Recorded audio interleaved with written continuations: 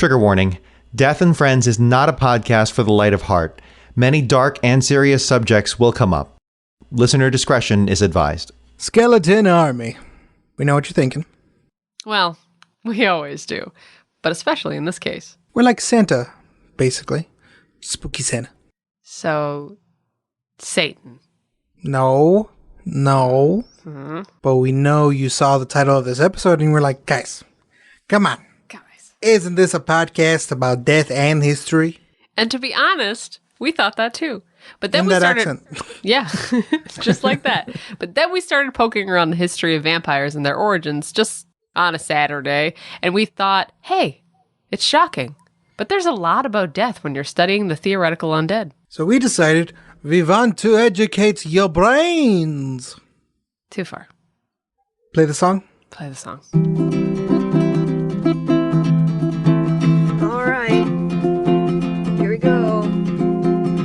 Death comes for us all. You might as well make it your friend. Your friend. With us on Death and Friends.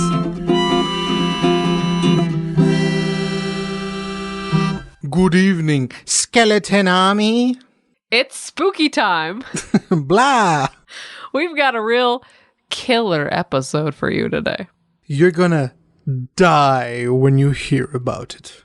Yeah, it's really gonna drain the blood right out of you. Okay, and with that, we're done now. All right, that was not your best work, Nash. If it helps at all, I agree with that assessment. It never stops me. And on behalf of all our listeners, it should. It really should. Paint the picture, Nash. Today, we're in Transylvania, which is modern-day Romania, slightly north of Bucharest, in a province known as Wallachia. It's the 15th century, and Europe is embroiled in conflicts between the Holy Roman Empire and the Ottoman Empire. Vlad Dracul becomes the Prince of Wallachia after being appointed by the Holy Roman Emperor for supporting Christian Europe. But he pretty quickly switches sides and pledges his loyalty to the Ottoman Sultan Murad II. Vlad Dracul, who at this point has 4 sons, sends the youngest 2 to the Ottoman court as collateral. Nothing says, Daddy loves you, kitten, like packing you up to live at some other guy's house as a political prisoner. It's great. Great parenting. I mean, with royalty, sometimes you really gotta get the trauma in early. All of this just proves my continued point that rich people are bastards. It gets so much worse. Doesn't it always, though? Yeah.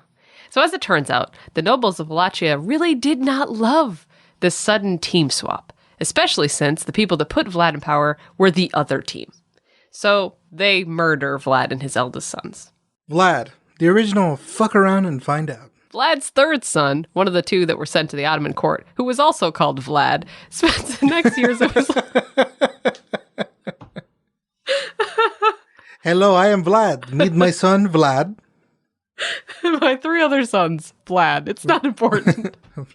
This is Vlad, and her brother Vlad, and my daughter, Lady Vlad. Lady Vlad sounds like something else. Oh, no, she's later in the episode. Yeah, we'll talk about that eventually. Oh, shit. I didn't expect that to be as funny as it was. Vlad's 3rd son, one of the 2 that were sent to the Ottoman court, who was also called Vlad, spends the next years of his life trying to get Daddy's province back into the Dracul name. He even fights his own last remaining brother, who was supported by the Ottoman Empire. Also named Vlad, probably. That's a different way to celebrate family, but okay. You know what? You do, you Draculs. Vlad finally takes power in 1454, and in the next few years, he gets, like, crazy good at killing. With an origin story like that, you fucking better. He earns the nickname Vlad the Impaler, or, in Romanian, Vlad Tepes, because he just... he fucking loves impaling people on spikes. Oh, have you tried Vlad's people kebabs? Just chef's kiss shit. Didn't have to be foreign enemies either. Vlad had no preference, as long as you were meat kebab by the end of your meeting. But he really liked it when he could leave a whole field of staked people, just like after a battle, to deter the Ottoman forces from pursuing him. Those were his favorite days. And after a few nice years of enjoying his quiet retirement of staking humans, Vlad is nearly captured by the Ottomans. but escapes. Then immediately is imprisoned by a former ally, Matthias the First of Hungary.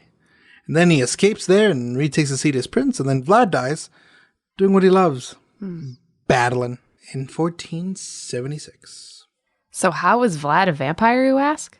Well, in technical terms, he isn't. Tragic. Right. But you might have realized by now that the name Dracula is probably a play on Vlad Dracul.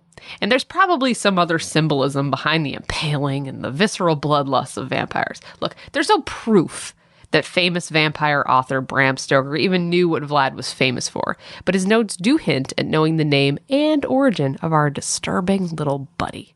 Yikes. Well, I think it means it's time for some facts of the medical variety about impaling.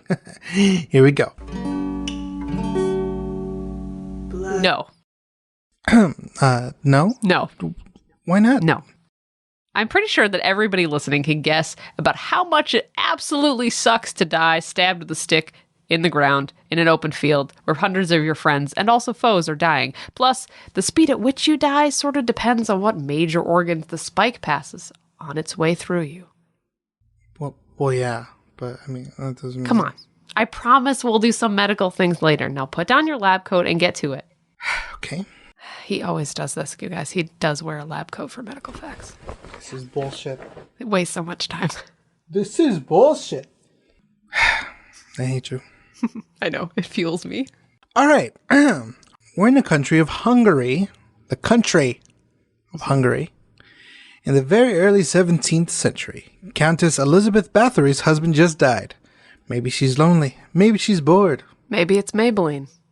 Maybe she's still trying to cure her childhood epilepsy by putting a bit of virgin blood on her skin. She starts recruiting young girls to her castle so she can torture and murder them. Oh. As one does. That is not where I thought this was going to go. Yeah, no one else either. She starts a school called the Gynaeceum.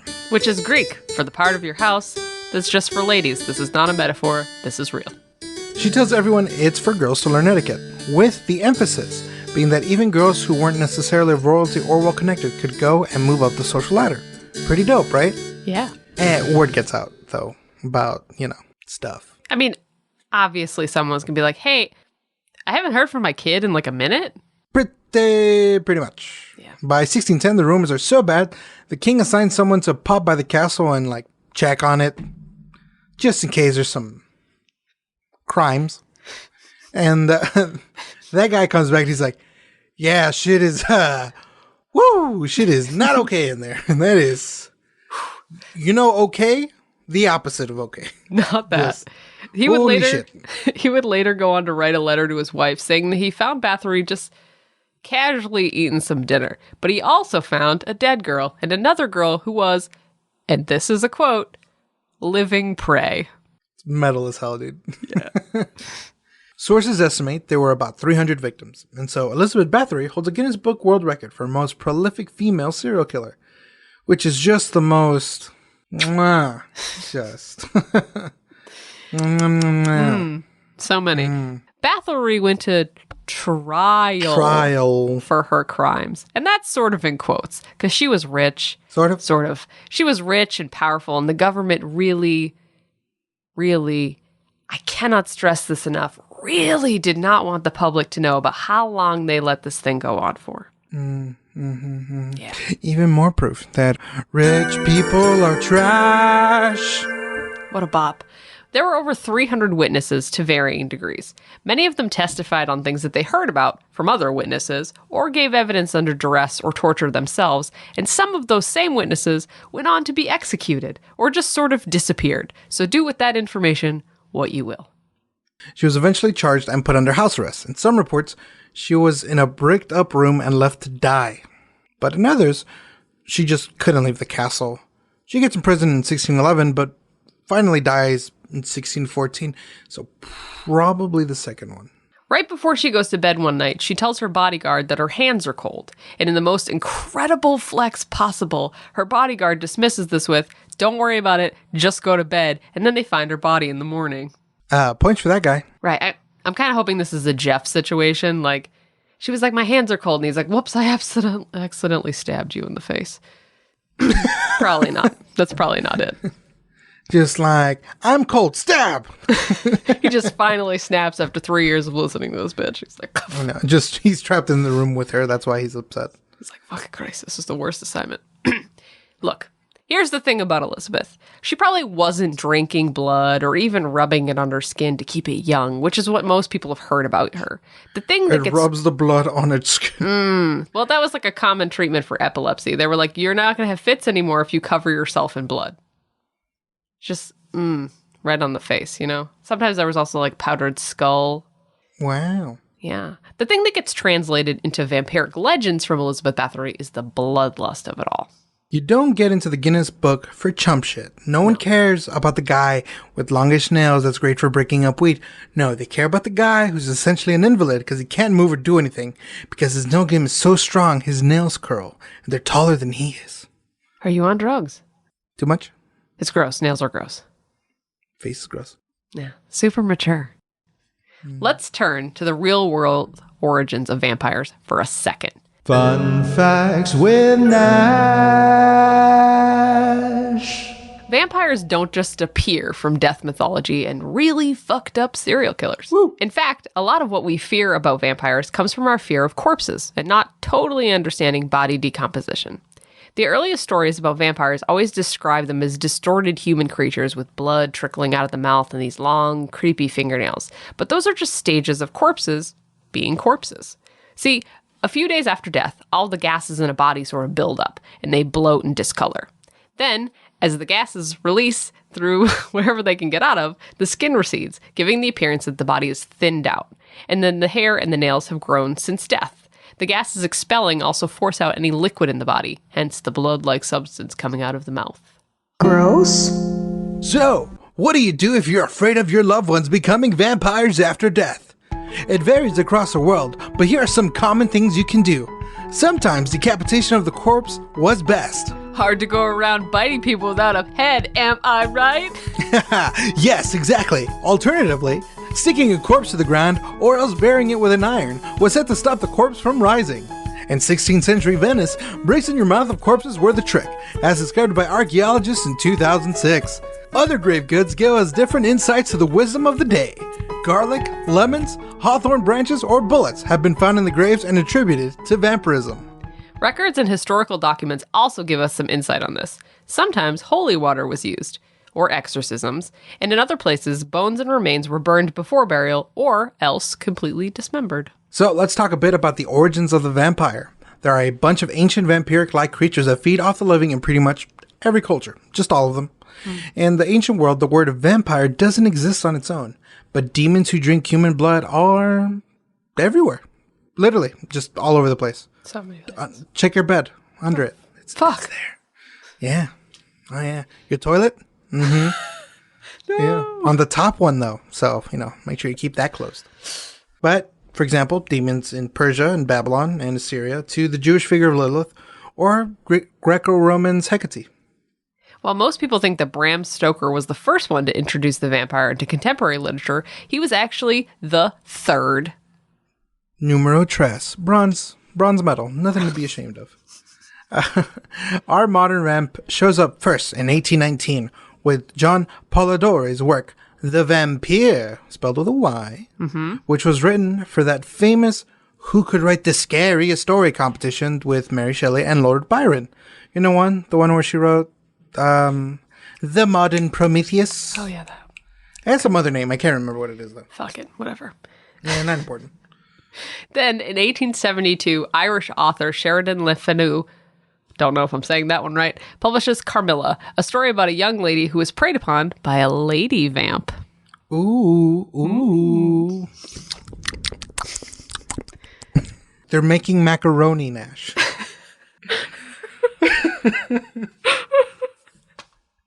In 1897, Bram Stoker arrives on the scene and, literally speaking, punches everyone else in the mouth, and then the entire world is fascinated by vampires. Well, until the Twilight series ruins it for everyone. Well, it's hard to recover your spooky identity when someone makes you sparkly in sunlight, and also, those films are a treasure, and I will hear no more slander from you. That is literally the hottest take I've ever heard. What an opinion. I'm honestly shocked. Disgusting. Besides mythology, being really scared of dead people and not having electricity to look under your bed, because that's where everything is at night, to see scary things. There were real diseases that made people believe in vampires. Black Death, polio, spontaneous combustion. Dying comes, and after death comes decomposition. It may seem sad and also gross, but here you are, and here's your host, not an actual doctor, but it's medical facts with Dr. Angel. All right, cool. Enter Porphyria cutánea tarda, which sounds like a Latin incantation for vampires, but in fact the number one suspected vampire disease. A disease you most likely get due to liver disease, more than likely hereditary, or because alcohol. Drinking. You deal with hyperpigmentation, dark urine, discomforts, redness, and swelling of the skin, but most importantly, extreme photosensitivity. There is also XP, ectoderma pigmentosum, which affects 1 in every 1 million people. UV light causes the skin to react in a not so fun way. Blisters, cracks, the works, and it actually causes permanent injury to the skin. There's also EPP, erythropoietic protoporphyria, which is a disease that causes the blue light from the sun to cause intense pain that you can feel all the way through your bones. Also, fun fact, porphyria has a very rare version of it, which actually requisites other blood in order to survive. Is that correct? Yeah. Is that, yeah. So it's probably where the myth came from, because a bunch of homies are running around and they're like, Steve, please, I need your blood, kid. I need it to live. I need it now. They You're were like, okay, are you going to drink it? What are you going to do with it? I need to put it in my asshole. What? That's also not true. No, Steve, that's not medically accurate. Blood transfusions. Yes. But the other, much more common disease that would have caused this, that would have led everybody to believe in how it spreads in the works, is yield tuberculosis. Consumption. It's also called tuberculosis. Don't worry, I got this part, Angel. I got it. I love talking about consumption. Hey, we're going to tell a little story about consumption, actually. I'm going to tell you a little story about Mercy Brown. Mercy Brown is 19 years old. It's 1892, and she's dead. Oh my god. No, I'm just kidding. Earlier in the year, her older sister, died of consumption. Consumption is tuberculosis. It's incredibly contagious, and it sucks as a disease. Mercy Brown gets it herself. She dies. Her little brother gets sick. The family starts to be like, fuck. It's vampires. One of her dead relatives is getting everybody sick up in this family tree. So they exhume the 3 bodies, her mother, her older sister, and Mercy herself. Her mother, her sister, very late stages decomp. They're gross. It's nasty. They look like corpses. But Mercy, when she gets exhumed, looks like the day she was buried. She even has a little bit of blood in her heart. That's written in the notes. That's a real thing. She has blood in her heart. So they're like, fuck, it's her. It's her. She's coming back. She's getting everybody sick up in here. So they remove her heart and other parts of her internal organs. They burn that shit. They burn it. The bejesus right out of it, right? They make it into dust. They feed it to her sick little brother because they're like, now you've eaten the vampire that's trying to kill you. You're going to get cured. Guess what? She gets reburied. Her little brother dies. Consumption is contagious as fuck. It's pretty lethal. Okay. Sorry. Just get really excited about consumption and Mercy Brown. Not excited. It's not the right word. It's not the right word. Stop before it gets worse. All right. The other disease that might contribute to the myth is pellagra. Essentially, a dietary missing of words I can't explain. You don't have enough niacin. It's an important part of how your body functions. How does that happen? Well, corn replaces the main source of carbs or mainstay of food for Europeans. Colonialism shit, you know. Pero, in Mexico, the corn is treated with water and lime mineral in order to get all the vitamins out, in order to be able to, make it a viable source of food that can actually contribute to, your body. But here's the fun part. Since Europeans didn't know about that, or quite frankly didn't care enough to even try to figure it out, they just kept eating corn. Yeah. Probably put butter on it. What else do white people put on things? I can't ketchup. believe it's not niacin. Yeah, exactly. Exactly. But here's the thing. So what that does to your body is this. All the same things as porphyria, right? Mm-hmm. So not only do you become pale and scaly and gross, more importantly, your tongue swells, and then your teeth kind of like rot and stuff, and they actually tend to like, because your mouth is swelling, your fangs, your canines dig in, which is probably where that myth came from. Yeah, walking around looking like goddamn Nosferatu. Ooh. You know, am I right? Dirty to me, baby. And of course, the main one that probably caused the myth of vampirism. Can I get a drum roll, please? Was that a drum? That was a vibrating phone? Oh, sorry. What do drums sound like?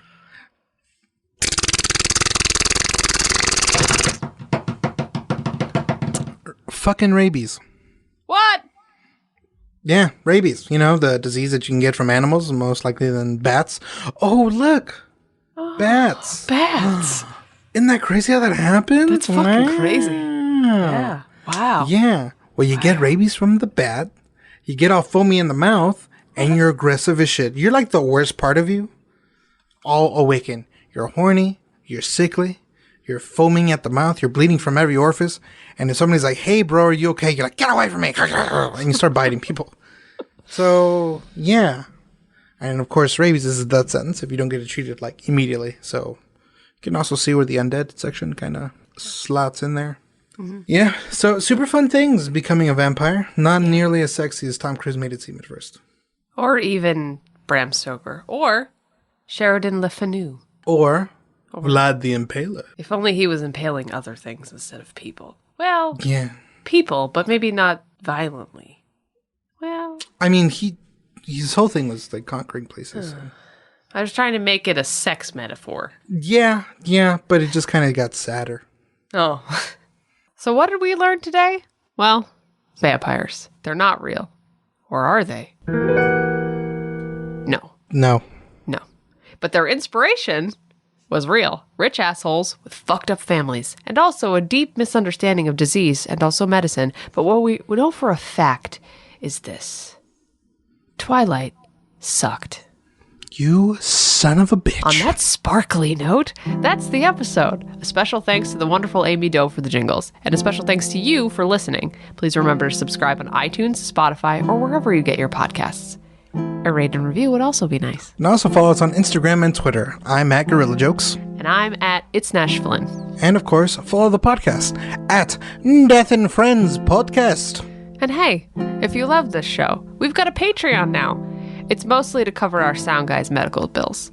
In order to properly write medical facts, we expose Dom to all the illnesses and ways to die we talk about on the show.